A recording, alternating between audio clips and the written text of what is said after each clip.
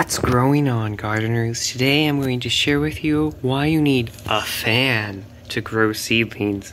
So, as you can see here, I have this oscillating, just cheap fan. You find on sale. Any fan works. So something small like this desk fan.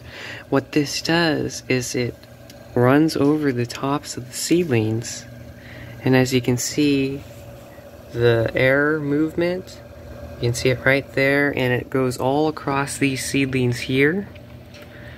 What that does is the wind movement, it strengthens up the stems of your seedlings.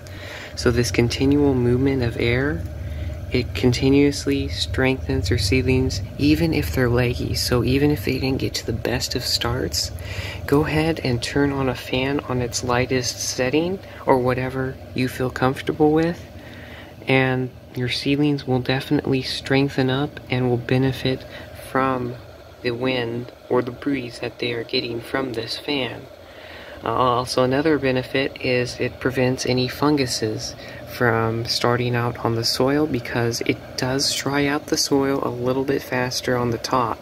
So you do need to be mindful about watering, but those are the two biggest benefits that you get from having a fan.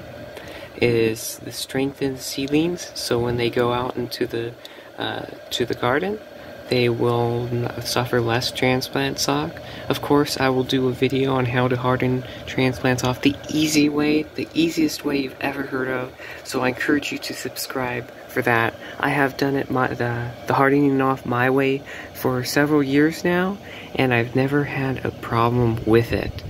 So that is just a quick video on why you need a fan in order to grow seedlings, and I encourage you to subscribe to see more videos like this.